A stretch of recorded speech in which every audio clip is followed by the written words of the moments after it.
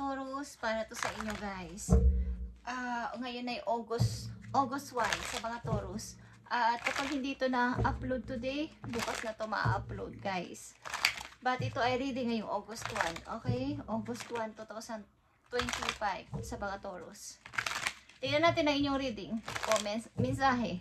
Okay? Simulan natin sa inyong finances and career sa mga Taurus. Tingnan natin guys ang gustong iparating sa inyo na dapat ninyong malaman sa mga Taurus. Okay? Work is smart. It's time to clean up, Taurus, both personality and professionally for a fresh start. Okay, para sa inyong bagong-bagong pag-i-start sa inyong buhay is kailangan ninyong maging clear ang inyong utak para pumasok ang mga good idea na maririnig ninyo, maiisip ninyo at maiibigay sa inyo na idea ng ibang tao. Okay? Para talagang sobrang clear or maliwanag sa isip ninyo. Kumbaga, sa computer natin o sa inyong mga cellphone, kung kayo ay magki-clean doon o magki-cleaning ng inyong cellphone, is maraming maiipasok na mga bagong pictures, mga bagong data. Okay? Yung paglilinis. Okay guys, sa inyong utak para ang mga bagong idea ay pumasok ng napakaganda at napakabilis lang. Are you complicating things? Often the solution are simpler than you think. Okay? Focus on your basic needs when spending and save some money. At sa pag-iipon ng money din is mahalaga sa panahon ngayon, Taurus, ang pag-iipon ng money. Okay, para sa inyo. Tingnan natin na nakapalob dito sa smart, sa work smart, sa mga Taurus. Ngayong August 1, 2025.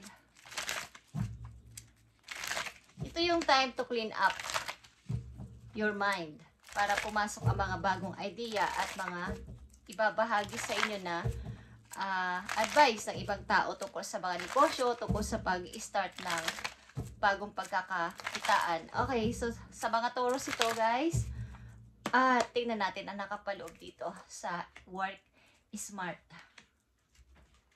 At talino itong i-start.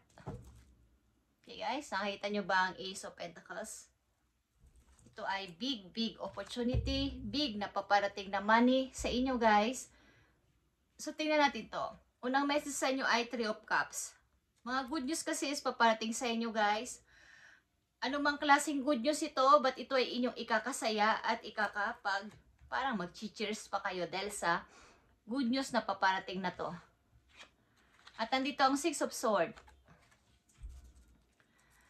Talagang ang ilan sa inyo o karamihan sa inyo ng mga Taurus na nandito ay talagang mayroon ng binuong plano at maaring kayo ay naglalakbay o nasa travel or what is, kayo ay lumayo muna sa inyong malalapit na kaibigan o pamilya dito. Okay? 6 of Swords.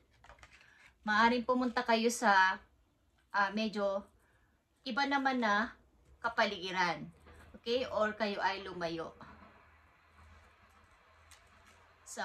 para magkaroon kayo ng peace of mind. Okay? At maybe ang inyo ding puso sa ngayon, ang inyong pakaramdam, ang inyong emotion ay fulfilled. Parang masaya. Parang ito na yon. Nakamit ko na yung pangarap ko. Okay? At nandito ang Page of Wands. Okay guys? Mga bagong papasimulan na magpapasaya sa inyong puso at may kinalaman ito sa inyo, mga hilig sa buhay, mga gustong gawin sa buhay na talagang yung walang nagdidikta sa inyo, yun yung gusto kasi ninyo, yun yung passion ninyo, yun yung dinidesire ng heart ninyo, okay? Sa mga Taurus na nandito sa reading is, yan ang inyong finances and career na kailangan ninyong tutukan is ang pag-clear ng inyong mind sapagkat mga paparating na bagong balita is nagbabadya. At malaking pera ito, guys. May kinalaman ito sa inyong paggalaw ng matalino. Pag-iisip ng matalino. Maring ilan sa inyo ay magaling sa pagkukutingting sa computer, sa mga online guys. Tingnan natin ang message para sa mga Taurus dito sa Work Smart. Baga, sa ngayon is ginagawa nyo na ang lahat para maging hindi masayang ang inyong effort, hindi na masayang ang inyong gagawin. Is talagang pinag-iisipan yung mabuti. Yung tipong walang masasayang na panahon, pera at saka yung inyong mga idea na iniisip ay talagang para lang sa yung may kabuluhan. Okay, sa mga Taurus na nandito sa reading, tignan natin ang 3 of Cups, 6 of Swords, 10 of Cups. Mukhang may masaya din kayong family na masasabi, tuman ay may asawa at anak kayo or family na masasabi na may andyan yung mga magulang nyo support, nakasupport palagi ang inyong mga magulang at mga kapatid at ilang malalapit na pamilya. Okay, at sa trabaho nyo, maybe may mga rivals. May mga gustong makuha kung ano at ano ang narating nyo sa buhay. May gustong makipagkompetensya sa inyo. Mga rivals is here sa inyong trabaho. So, pansinin yung mabuti. Okay? At mga mangilan-ngilan na pag-overthink is nandyan din sa inyo, Taurus. Tingnan natin ang 3 of Cups. Nakikita nyo to? Ito ay matagal nyo ng wish kay God, kay Universe. At ito ay tutupadin na ni God ang inyong wish na to. At may paparating talaga sa inyo mga good news.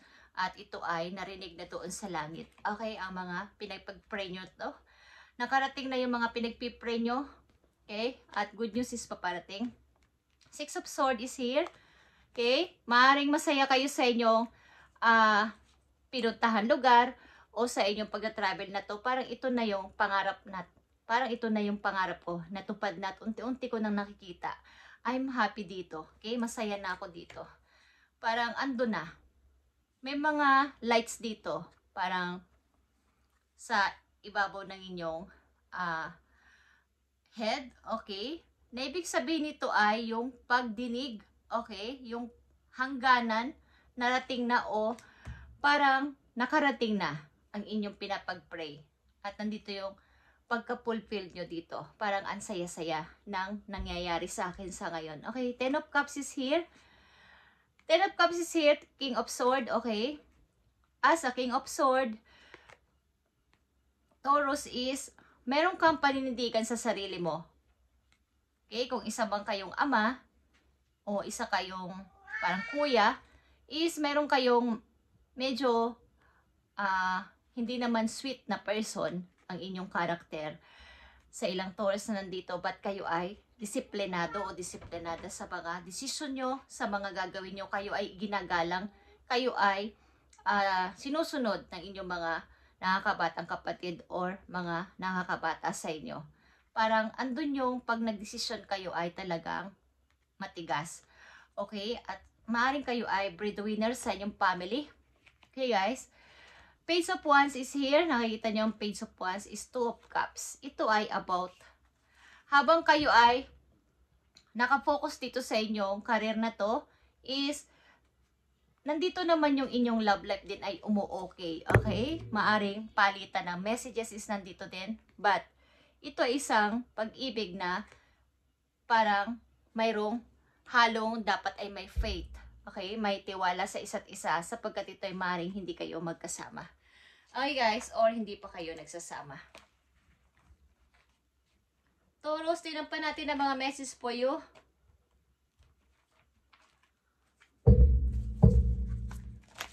Para ito sa mga Taurus, ibigay mo ang tamang mensahe dito sa kanila ngayong August 1, 2025 sa kanilang career and finances. Bigay mo ang tamang message at para magkaroon sila ng gabay. Sa mga Taurus. Sa mga Taurus ito. Thank you, Spirit. Okay. Vistas is here. Expand your horizon. Maaaring ang kayo ay nasa travel o nag-iisip na mag-travel.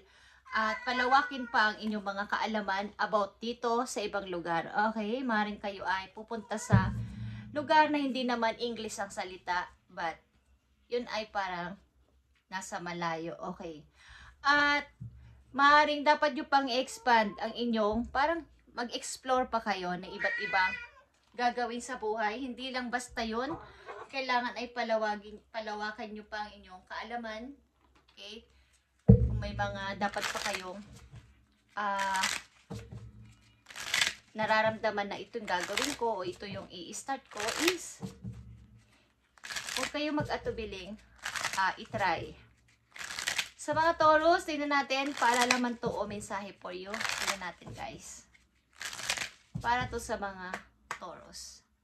Thank you, Spirit. Okay. For ito lightening, mga nandito, mga lights. Okay. Talagang mga surprises paparating sa inyo guys. Okay, surprise is nandito at mga good news. At isa pang message dito sa mga Taurus. At ito ay kakasiyan ninyo. Okay? Nandito ang number 12 at ito ay Queen of Pentacles. Okay? Capricorn, Taurus, Virgo. Children signify friendly disposition, gentleness. Okay, kayo ay may mga anak guys. Maaring dapat ninyong bigyan ng, kumbaga nakafocus man kayo sa inyong pagkakapirahan o pagkakakitaan, pagpapaunlad sa money is, bigyan nyo din ng halaga at time ang inyong mga anak. Guys, kung kayo may mga anak na kasama sa buhay o sa bahay. Okay guys. At silipin natin ang inyong pag-ibig. Para ito sa mga Taurus. At titignan naman natin ang inyong pag-ibig.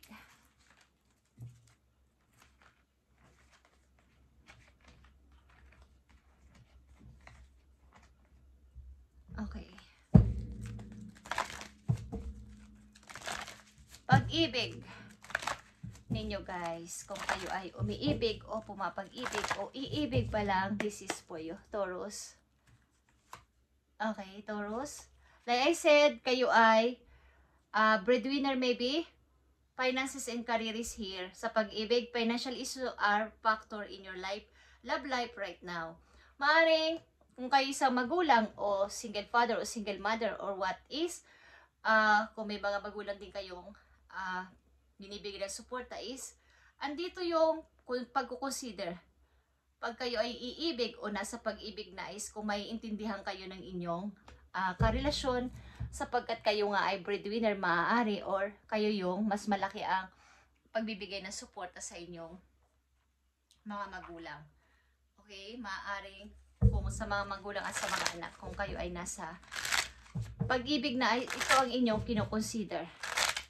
Maaaring apektado ang inyong love life sapagkat andito yung inyong concern sa inyong mga gastusin at mga suportas, pagsusuporta sa inyong mga anak. Ilan sa inyo dito ay mag-isa ang tinataguyod ang inyong mga anak. Wala na kayong asawa or kinakasama. Okay guys, tignan natin ang finances and career dito na about sa inyong pag-ibig sa mga Taurus. Okay. Law of attraction is here. Okay, maaring you have been manifesting this relationship. Everything you want will soon be yours. Okay.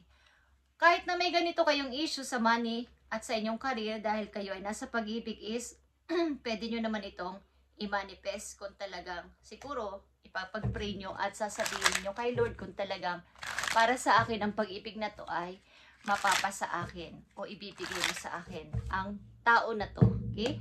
Bagamat may ganito akong issue sa aking finances. Okay, at nandito ang leave your fears behind. Okay guys. Maaaring may takot ka din na baka hindi ito mag-bloom, baka hindi ito umunlad ang aming relasyon ng taong aking minamahal dahil nga sa aking issue sa pamilya ko at sa aking career. At nandito ang new love. Okay, Taurus. A new chapter begins, whether it's with a new partner or in a current relationship. Maaaring kung kayo nasa pag-ibig na talaga is ito ay bago-bago pa lang or may paparating na pag-ibig sa inyo. Maaaring ito ay bago nyo palang karelasyon, hindi pa kayo nagtatagal ng maraming taon or nasa way pa, nasa highway pa ang inyo paparating na tao na to, okay? But, naka-focus na to sa inyo. Hey guys, So, maaaring ilan sa inyo dito ay, dahil sa issue na to sa pera at sa inyong trabaho, dahil nga kayo ay mayroong mga anak or may mga magulang o may mga sinusuportahan pa is, nagkakaroon ng issue ang inyong love life. Okay, Taurus, tingnan natin ang message dito sa inyong finances and career dahil dito sa pag-ibig na to. Ano ang maaaring message sa inyo dito? I need ng 3 messages dito sa pag-ibig ng mga Taurus. Kung ano ang dapat nilang malaman sa pag-ibig na to at paano. Okay guys. Maaaring ilan sa inyo ay madaling ma-broke. Umiibig man kayo pero madali ding mawala o matapos. At madali kayo masaktan. Agad-agad na nabubroken heart kayo guys. Or maaaring nasasangkot ka man sa third party o ang iyong karelasyon. Ano naman dito? Okay? Tignan natin ang pag-ibig na to. Okay, fertility is here guys. Maaaring nagbabadya kung kayo nasa relasyon na, nagbabadya kayo magbuntis kung kayo ay babae. At kung kayo lalaki na Taurus na nandito sa reading, maaaring ang inyong partner ay sa lalong madaling panahon o hindi magtatagal ay magkakaroon kayo ng baby o siya ay mape-pregnant. Okay? At bubuo kayo ng bagong ng isang tahanan o isang pamilya. Bubuo kayo ng pamilya. With him or with her. Okay? At ito ay fertility. Ito ay the Empress, guys. Guys, at nandito ang King of Cups. Ito ay Scorpio energy. Scorpio Sagittarius is here. Okay.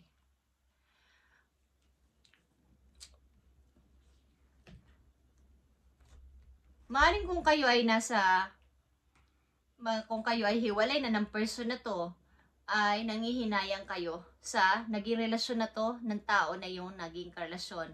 Sapagkat ang tingin mo sa tao na to ay isa siyang parang ito na yung babae o lalaki na pinapangarap kong makasama sa buong buhay ko. But sad to say, hindi ito naging okay sapagkat meron nga kayong kinoconsider sa inyong family about sa finances ninyo.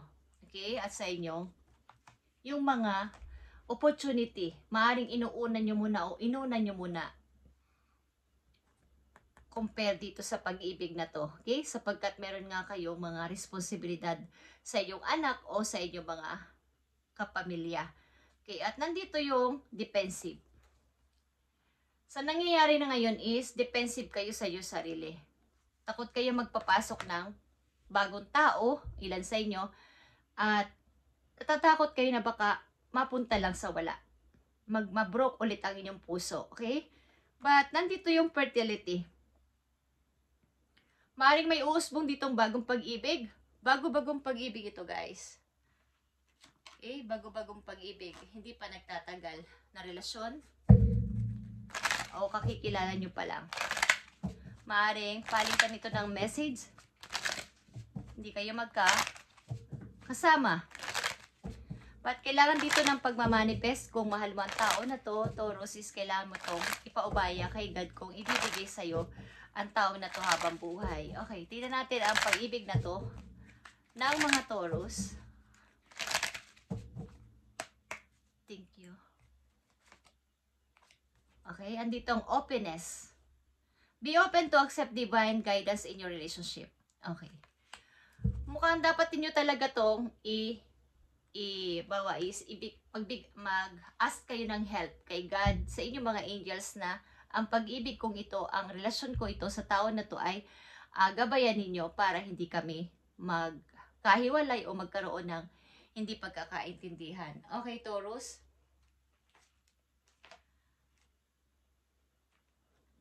At message pa para sa inyo ngayong August 1, 2025. Maaaring mayroon kayong family, tawag dito. May issue kayo about sa inyong finances and sa inyong career. Na nakaka-apekto sa inyong love life. Sapagkat meron nga kayong responsibilidad, ilan sa inyo dito, na kailangan ko munang magsikap at mag-ipon para sa aking mga anak o sa kanilang kinabukasan. Kung meron kayong mga anak. But kailangan mo dito ng balanse kung iibig ka o umiibig ka sa kasalukuyan o nandiyan ka na sa pag-ibig sa kasalukuyan is humingi ka ng guide kay Lord kung ano ang dapat mong gawin dito.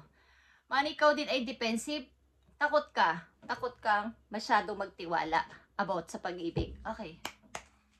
Tingnan natin, Taurus, message po yo. Andito ang kangaroo at ito ay cycle. A 9-month cycle is at a play. Okay, katulad ng isang buntis, guys. Meron dito magbubuntis talaga or meron kayong i-build na isang negosyo na after 9 months ay ito ay magbo-bloom. Something magbo-bloom ito after 9 months, Taurus. Okay, kung kayo ay mag-i-start magnegosyo. Okay, your current project will take 9 months to mature and benefits you. Commit fully to it. You have all the strength and stamina you need as long as you move forward and not backward. Okay. As long na ikaw ay nagpo-forward bilang isang nabigo na dati, is patungo ka dito sa cycle na to na message sa'yo na after 9 months, ang iyong ibibuild na ito na negosyo o ibibuild na isang pagkakakitaan ay magbo-bloom o lalakas ang kita o magiging matagumpay ka dito sa project na ito, Taurus. At kaya nandito ang fertility. Nangangahulugan din ito ng pagbubuntis ng isang tao at pagbibuild ng isang negosyo, aliman dito. At sa loob ng 9 months na ito ay matured na, katulad ng pagsisilang ng isang sanggol. After 9 months siya ay magsisilang. At yun yung sinasabing full na yung circle. Baga, yun yung tamang pagsilang sa sanggol. Hindi yung pag nagsilang ka ng 6 months, 5 months, yun yung immature na sinasabi. So, hindi maganda ang foundation nun. Okay? Kung sa negosyo at kung sa baby, maaring hindi maayos o hindi siya healthy. Okay? Hindi nyo pa maiuwi ng bahay. So, after 9 months, kapag ikaw ay may binil dito na negosyo, kapag ito ay napag-isipan mo is, magbo-bloom ito after 9 months pag ito ay tinutukan mo, Taurus. Sapagkat sa una pa lang na message sa iyo ay work smart is here. Ito ay about din sa inyong pagbibuild ng negosyo dito at pag-i-start. Parang new. Ito ay para sa iyong fresh start. Okay? And professionally for a fresh start ng mga Taurus. At maraming good news ang paparating dito sa iyo, Taurus, at ito ay abangan mo. Sapagkat kung ikaw ay patuloy sa pagpo-forward sa buhay, pagamat maraming rival sa paligid, ay ikaw ay magtatagumpay dito. Lalo na kung kayo ay mayroong mga ibibuild na negosyo someday o sa mga darating na buwan ay after 9 months kapag ito ay tinutukan mo, ang iyong finances ay magiging okay. Kahit na ikaw ay mayroong mga responsibilidad sa mga anak mo o sa mga magulang mo o sa mga kapatid mo, is aangat ka pa rin dito sa money. Okay guys, thank you Taurus, at ito inyong message ngayong August 1, 2025.